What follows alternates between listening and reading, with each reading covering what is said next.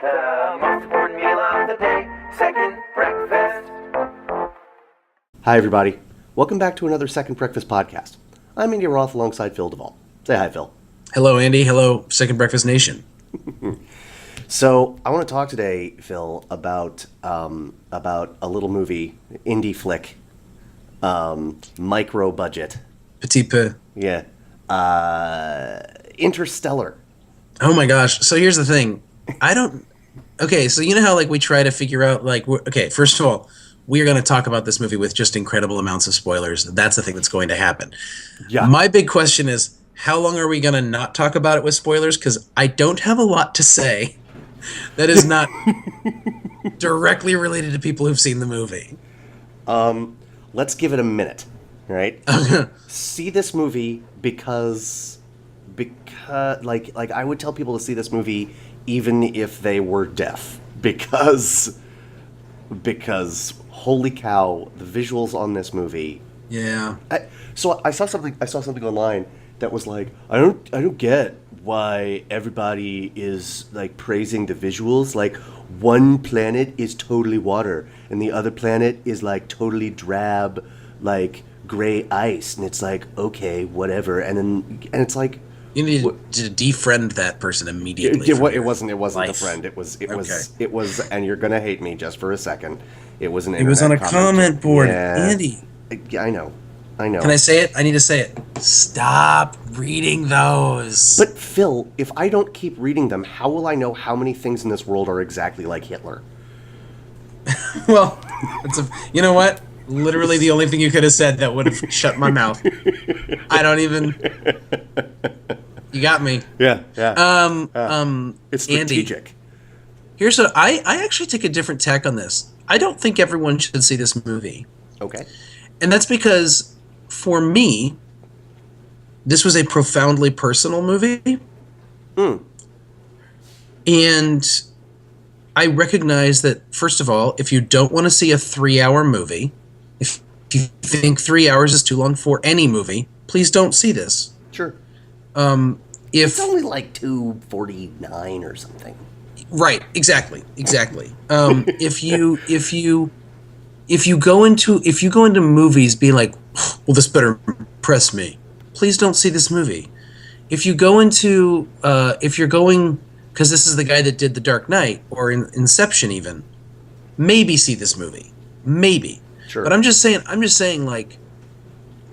I know this is, I'm trying to be helpful here, and then it's going backwards and making it sound like I'm being really snobby, this movie's not for everyone. But I actually think Christopher Nolan is this guy that, we talk about people like Wes Anderson, who is unabashedly a personal filmmaker. Right. And I would actually say that about the Coen brothers as well, although their hearts are less on their sleeve than Wes Anderson. To me, they're very personal filmmakers. Sure. I would actually say that Nolan is sneakily one of the most personal filmmakers, but he does it on much grander levels. And this movie is this. I mean, it's a hugely scoped. Well said. And so all I'm saying is, on one hand, if you like movies, if you're a movie fan, an actual movie fan, not just someone who goes to movies on dates, but if you love movies, and you respect Christopher Nolan as a director and filmmaker, then just go see this movie. Yeah. Period. Yeah. Even if you don't like it, you should see it. And I had a friend who said I don't know if you saw it, but one of my friends on my Facebook thing said, this movie is definitely worth your time, and I'm saying this is someone who didn't like it. Yeah, I did see that. And I thought that was generous of him, and he's still wrong, because he should have liked it. It's true. But that's a whole other thing. Phil, not everyone can have the impeccable taste that we do, I just feel like our taste is impeccable. I know, right? I really do. I don't. I have we joke about it, and then everybody else's taste is terrible. Maybe it's true. So I don't. But it's not true, but it's not true. Yeah. I hope that this doesn't get put in. I hope that this doesn't get put into the list of Christopher Nolan's minor works. I don't. Does that make sense? It does Beethoven's Fourth Symphony. Okay. I guess my question is, what would you consider his minor works now? That's a good question. Thank you. I thought of it Uh, about half a second before I said it. The Prestige. I even did the hand thing when I said it. Nice. Probably Dark Knight Rises now, although that's a weird thing to put on that list. Right. And then probably his first movie. And and the Alaska one, Insomnia. Okay. Those are movies that are not going to change the world. No, when you say You put say his first Inception, movie- Memento, and Dark Knight. Okay. You say Dark Knight, Inception, Batman Begins, Memento. You start to see like, and then I would put Interstellar in that personally. Like you start to see the sort of. I would too. I feel like it isn't so much that he's like you used minor in a way that's like how successful they were or how well thought of they were, and I think precisely because of what you said. Well, I think that's a valid way to view Nolan or anyone's major or minor works. I think what's interesting about all of those is he was wrestling with smaller things for all of them. Like, you're right. Like Memento. I mean, Memento is a small movie, but it deals with the. I mean, how can you have a bigger theme than like what makes us ourselves? Oh, right? I agree. Yeah, Right? no, I mean, I think from the very, and that's his definitive movie, just in terms of the one that broke him into the culture and made people think about him. So yes, so it's major in both your use of it and I guess mine, but the Batman Begins is and the Dark Knight. I honestly believe and I love The Dark Knight Rises. Unabashedly, I get why people don't like it, but it makes me sad that they have no soul, basically. Yeah. That's a lot of people have no soul. A lot of people have no soul. What happened? I don't know, but I work in the church and I see a bunch of soulless people all the time. Totally. But the first two movies are without question wrestling with larger themes. Themes. Inception, again, wrestling with larger themes. And I think and Insomnia. I enjoyed Insomnia, not wrestling with larger themes. Yeah. Right? Very simple movie. This is wrestling with huge themes. Wow. Huge things. Okay. Huge. This is the last thing that I want to say before we can dive into spoilers. Please. Not that we have to, but I read a review from a friend of ours, Daniel Carlson, who did not love this movie. He gave it a C minus. Yeah, I did not read his review. On purpose. One thing that he said that I sort of agree with, at least as it pertains to Interstellar, is that the grand moments work better than the small moments, with the exception of anything having to do with Matthew McConaughey, because Matthew McConaughey he's playing a different game these days. He's just I mean that's it. He did have the Matthew McConaughey like one arm up, one arm down, like. I don't know. I can't. I feel bad for people who are listening, and I did this cool like Matthew McConaughey visual where I looked just like him for a second. Just like he him. did a couple times. He has one shoulder up and one shoulder down, and he kind of like has this like lurch, and it's that manages to be like cool. That was when he did that, I was like, there he is. Here's what's interesting. I totally believe you, and I have absolutely no idea what you're talking about. I believe you. I believe you. Good. Thank God. No, like you twigged to certain things. Who knows why? Sure. You noticed that and I didn't, but I. So you brought up. So you were talking about the C minus and whatnot. Yeah. Well, no, that's it. I think. I mean, he goes further. What I said he said was actually a paraphrase. He was very critical of the script writing. So let's break into spoilers in a minute so we can actually talk about that. Let's do it now. I've made the point I wanted to make was that I agree with him to the point of I think that the grand moments are better in this movie than the truly small moments. I would just disagree on what I think he and I would disagree on what we considered grand moments, because I think the entire movie is almost is one grand moment after another. I didn't know when to pee. Sure. I have like this built-in body mechanism where I know exactly the right time to go to the bathroom during movies. My body just knows. It's like, now. And then I'll go and I'll come back and I'll be like, what did I miss? And they'll be like, nothing. And I'm like, no, but really, what did I miss? Because there's no such thing as missing nothing. And they'll be like, oh, this person said this and this. And I'm like, oh, I really did miss nothing. Yes. And that's not possible in this movie, I felt. But that's just me. I don't know. I was, okay. So, spoilers begin now because we got to talk about this. Yeah. Andy, what is people's problem with this movie? Because I haven't read negative reviews because I just wanted to go in blind. And then once I went in and saw it, but I knew that there were them. I knew that Daniel had said some things and he's our friend and I appreciate his point of view even though I disagree with him a lot. And then Wesley Morris, who's another guy who I like his writing, but I really just disagree with a lot. Didn't like. So I went in sort of with this weird feeling and then when I left so energized and excited and pumped up and exhausted at the same time and confused and jittery and wholehearted at the end and done with a movie. Like, I'm done. I can't wait. I'm done. I can just go lie down for a second. That I didn't want to read any reviews because I was like, I don't want to read anything that is anything but just like, I can want to talk about this movie with anyone but you, to be honest with you. Well, nothing but love here, pal. Nothing but love. So I guess what I'm saying is tell me what the problem with this movie is that I don't know about. Chiefly, it is that. So I've read a couple of reviews that say that like the visuals are somewhat empty. Here's what I think that means. Okay, right. That for those just listening, my was not being dismissive of Phil at all. In any, I realize I might have said that way. No. It's because here's what I think it's actually saying, right? Because you said that, and then Phil made a face. I made a face. I almost talked about myself in the third person, and then I made a face like someone farted in my face. I was like, ugh. So here's the deal. I think it all stems back to the screen to the screenplay. There is the speech that Anne Hathaway gives at the end of the movie, or towards at the end of the movie. 2 hours the middle into of the movie. Right, 2 hours into a 3-hour movie.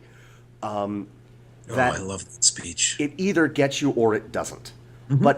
But the detractors of the script, I will give them this. It's tonally, it's a little jarring. It's a little jarring. I thought that the jarring nature of the speech actually worked in its favor. Yeah, me too. Because you have like a woman of science, like make the hard choices, who is saying, we need to do this thing that seemingly makes no sense, and it comes out that it's because she's in love with the person who's on that planet. Yep. And what I think is so interesting and why I think tonally it works is she ends up being right. Oh yeah. Right? Listen, I am perfectly comfortable with the reality that what she does is in her 2 minutes thing, tell us what the entire movie's about and then let the rest of the movie coalesce around that. Yeah. In a smaller movie, or if it was at the end of the movie, that wouldn't work for me. But the idea that this movie is sort of just barreling towards something and you're not sure what, and then out of nowhere, this conversation that really does seemingly come out of nowhere happens, and then all of a sudden, the rest of the movie doesn't. Well, it works even better because she gives this dialogue about how love is the force to be. Oh my God, I can't wait to talk about that. Andy. The idea that like she gives this monologue that's like that love is essentially not just another dimension, which first of all, love is not just an emotion.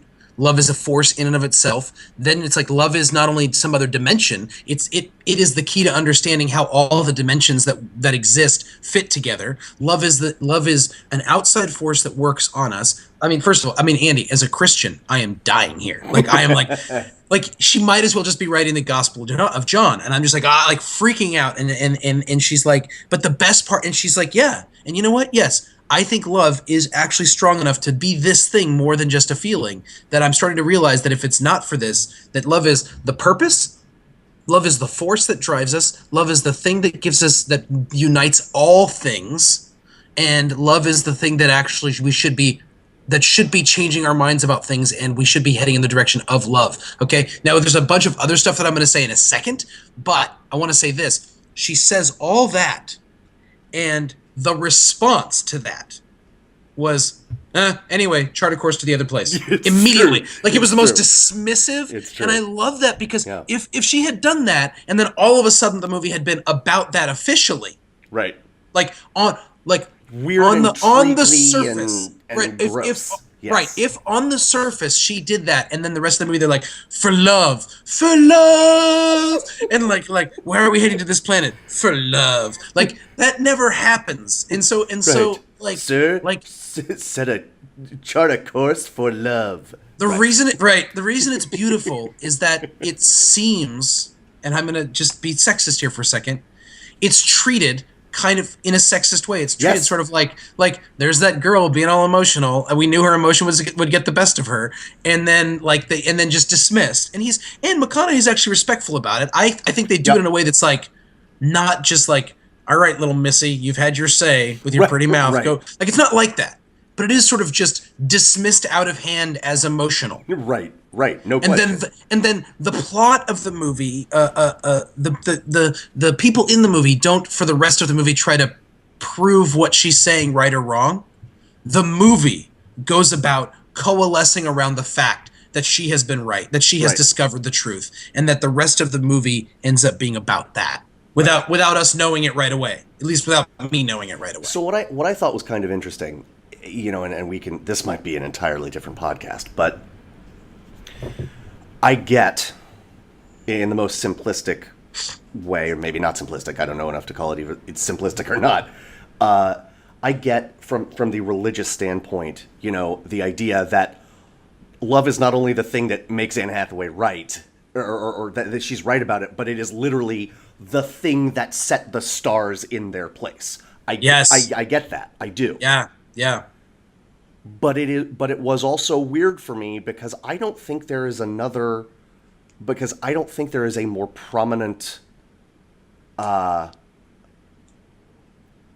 director who is he's not anti-religion, but he's just like a-religious. He's like as Christopher Nolan. Like, Thank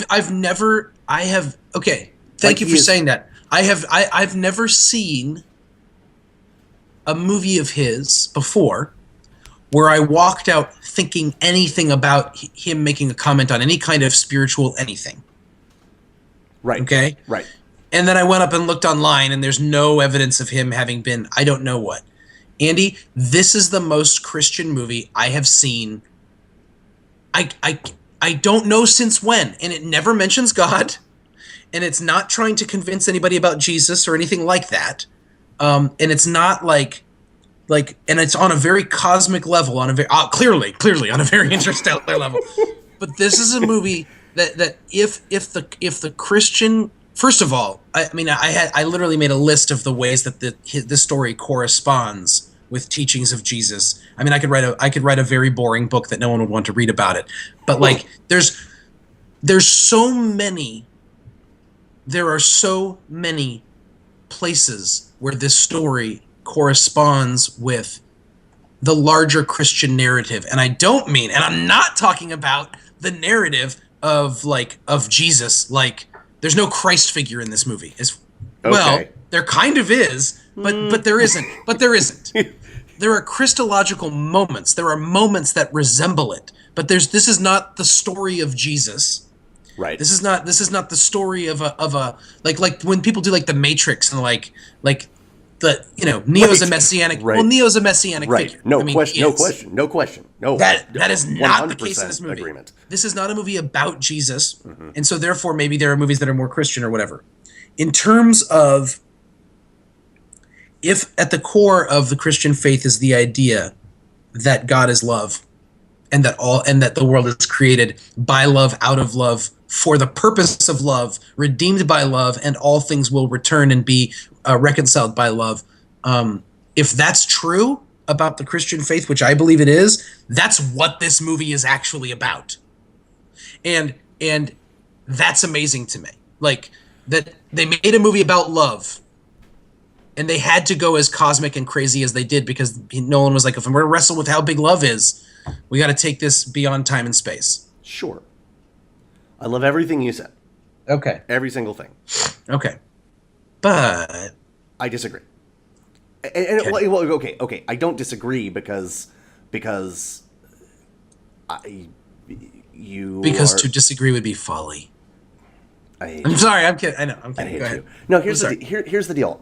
Here's the length to which I disagree. I do not believe that Christopher Nolan sat down and wrote a script and used beats from the larger cosmic Christian theology understanding of love. I just don't think that he just, when this gets back to my earlier point that he is a religious, like he takes such pains to say there is nothing mystical about this. Yes. Mm-hmm.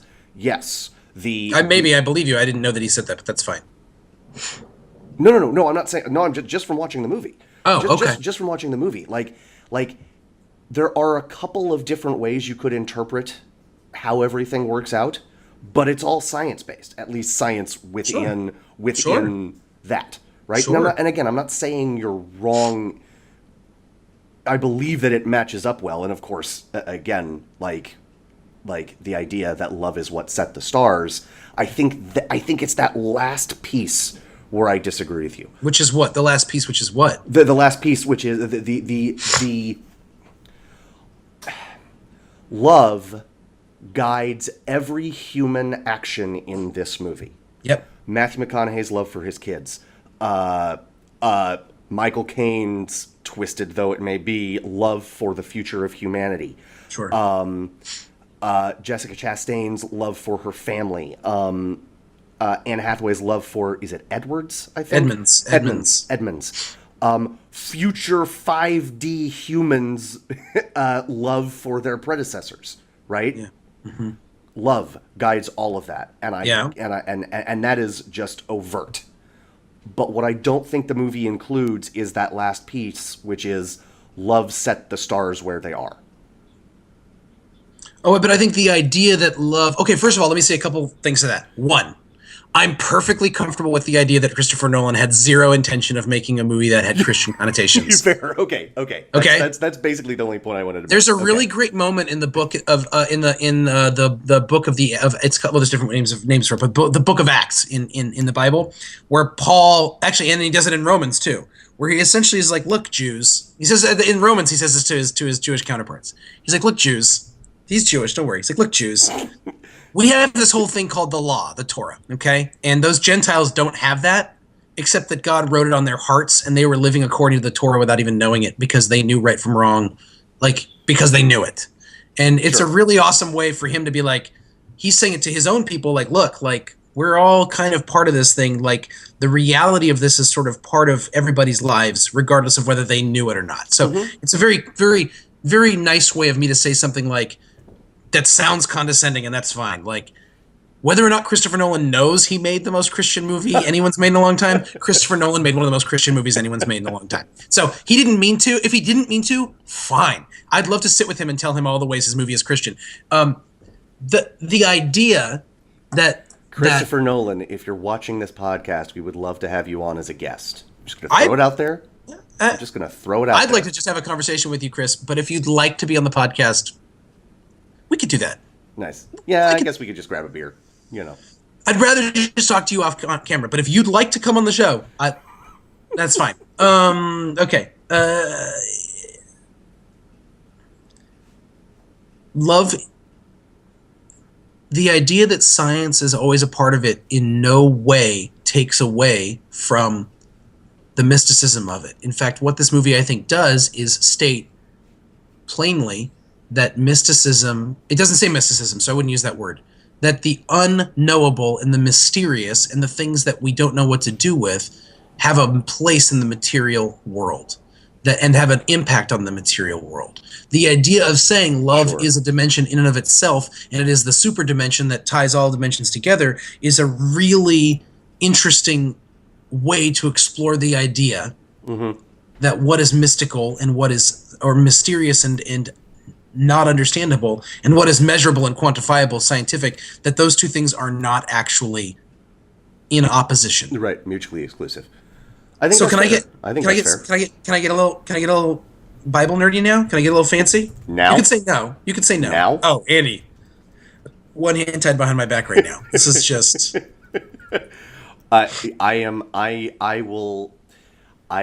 As you go, so goes my nation. Go crazy. I will let you, whatever you'd like to do. I know we can't talk about this forever, and I will be very careful. I just, I have there were a lot of very interesting ideas that were being put out there by this movie in terms of the Bible, and I will give you, you know what? Let's not even talk about it. Andy, I see the most interesting thing to me there.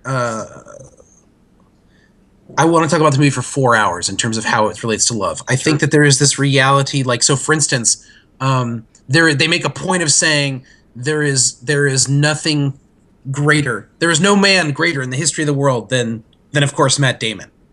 That Matt Damon's character, whose name is Man, it's true, is the greatest man. right? Okay, and he is. It's just that what he believes in is the survival of the people, period, no matter what. And he ends up being utterly corrupted by his desire for that and for his own survival. Right. That the idea that the greatest man, the most reasonable man, the most thoughtful man in all those senses is actually the most corrupted. Right. And love is the thing of love drives us into a place of actual life. And by there's this really wonderful thing where John the Baptist, you've heard of John the Baptist? Yes. So John the Baptist, came before Jesus, like right before Jesus, like a couple minutes before, and he's kind of this big guy, and then there's this moment in Jesus' ministry where Jesus and John the Baptist seem to be at odds, and someone's like, "Are you and John the Baptist okay? Is everything okay?" And he's like, "Look," he says, "of people born of women, there is no one on the earth greater than John the Baptist." So first of all, nice. And then he goes, "And yet the least in the kingdom of heaven is greater than him." Now, there's a lot you could say about that. If you're thinking about the kingdom of heaven as that place you go when you die, forget it. He's talking about those people who live within the realm that is perfectly and utterly owned by God, and that is a realm of unconditional love. Sure. And that is something that's given to us rather than something we take. And so this idea that the greatest of men, whose name is man, has this perfect understanding of how to save humanity, and it is utterly corruptible and will not work. Right. And the one that does work is this idea that's based on love, which looks sort of like a crappy idea. Yeah. I could go on and on and on. The whole world's survival is based on McConaughey's decision to allow himself to die. Because when he lets go and just goes into the black hole, he has no idea what's going to happen to him. His assumption is that he's saving whatever her name is. He's saving Brand. Right. He's saving Brand so that she can hopefully find the right place. And it's in his death that the world is saved. I'm just saying. Go ahead with anything else you want to say. I have about 1,000 more things. I literally wrote 3 pages of notes that I'm not going to read about this. I mean, you said, what I will say is what you said yourself earlier.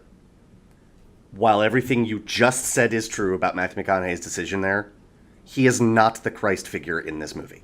Oh, I agree with that. He's not. No. So this is what's really interesting to me. The movie is not made in that way. It's not made. It's not told with a very specific, strong hero myth narrative like Joseph Campbell would write with like The Matrix, or even Scott Pilgrim vs. the World, or like Luke Skywalker in the real Star Wars movies. It's not like that. Mm-hmm.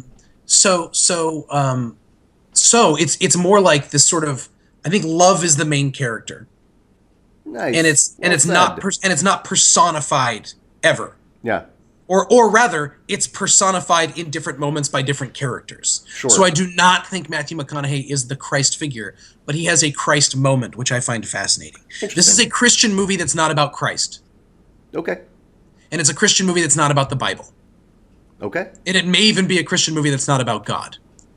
And I'm perfectly comfortable with that. I'm comfortable with that as well. But enough of my nonsense. I want to know more about you. I want to talk because I have a sneaking suspicion that I agree with a lot of the people who have problems with the screenplay, but I just don't care. I just don't care. And so I want to, the last thing I want to say about this movie, although we could do an entire week on this movie, I agree with that. Two reasons. Two reasons, one of which we've already talked about. This movie is wrestling with things that are so big and so grand in the truest sense of the word. Yes. That you know what else has kind of a silly script if you think about it from a jaded, modern, and I don't mean this in a pejorative way, narrow sense of script writing? Lord of the Rings. Oh, yeah. The language in that is so arch and Star Wars and you know what? There's a reason that people love those movies, and it's because they're myths. And this is a movie that builds a myth. Yes. It builds a myth. And so when you are, I mean, maybe this is me not being as judgmental as I perhaps should be, because it's good to be it's good to bring judgment to a work of art. But I just don't care because when you are seeing the other side of the universe, when you are seeing waves that are miles and miles and miles high, I don't care that his final conversation with his daughter sounds a little weird if you take it out of the world that it's built. The other reason, besides the fact that he's dealing with things that are so arch and grand, the people, the cast of this movie, I mean, for a big budget sci-fi action flick, action in quotes, the acting in this movie is phenomenal. I don't know the guy who played the coworker, the other guy on the trip, the African American dude. Yeah. I have no idea who he is. He was wonderful. He was so good. So good. And he only got better. What was really funny is they made a movie where they had McConaughey and Anne Hathaway and Wes Bentley. Yep. And then nameless black guy. Yes. And then they took them to they took them into a dangerous island. Yeah. Nation or whatever, yes. World. Yes. And you knew someone was going to die.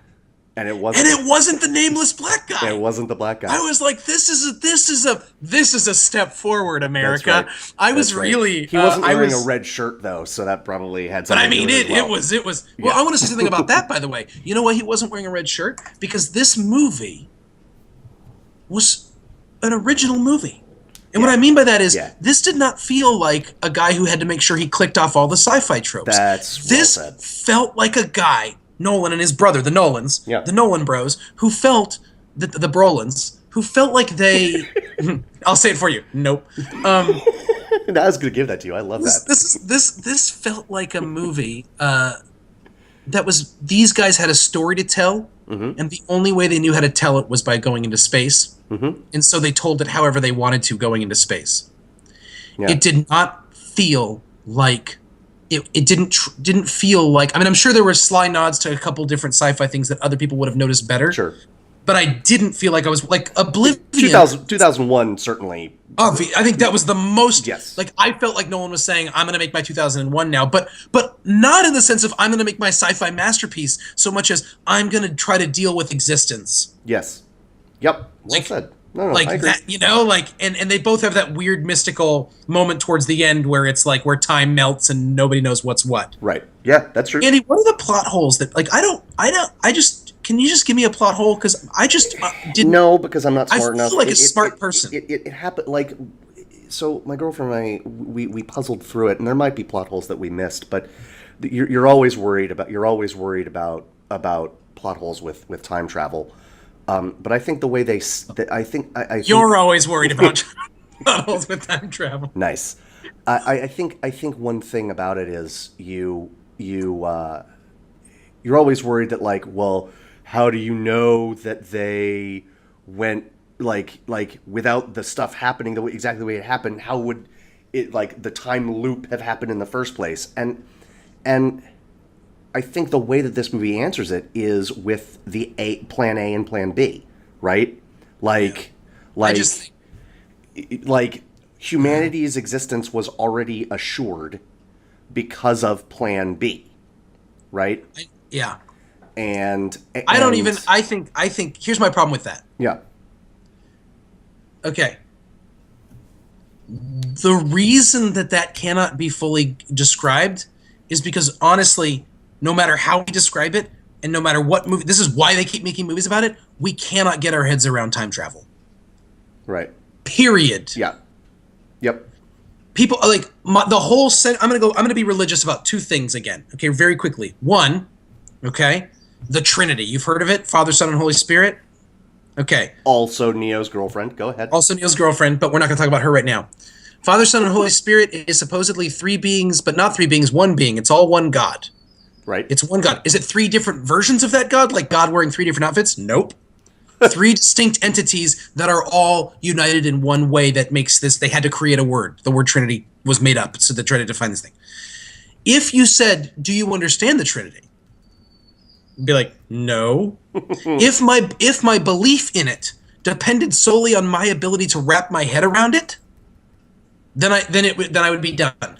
Right. To enter into this faith is to enter into the reality that you have to believe in things that you will never be able to get your head around fully. Mm-hmm. But I would say the argument for that is my argument for life, which is to enter into any kind of real living is to accept that there are things that you will not fully understand. Doesn't mean you don't try. Doesn't mean you don't grasp all that stuff. Right. Okay. No, that's really well said. That's really well said. And then here's the other thing. When people were arguing about, like, well, the science of it with the black holes and the wormholes, they're really just like, that.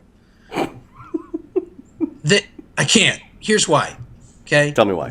Jesus tells this parable of, like, a sower sowing seeds, and he goes out and he throws the seeds all over the ground, and he throws the seeds over here, and he throws it on this ground and on this ground, and some lands here and it doesn't grow, and some lands here and it grows this way, but then it gets choked up. But some lands on good soil and it grows 1,000-fold. Right. I'm a sower of men. There's a fisher of men, but that's a whole other thing. We'll get into. Doesn't matter. Don't worry about it. Stunningly, I got something wrong about the Christian Bible. No, but you're fine. You're fine. Yeah. Go ahead. The point is that there was at least one person in the audience being like, well, that's a terrible way to sow seeds. And, like, no, you do.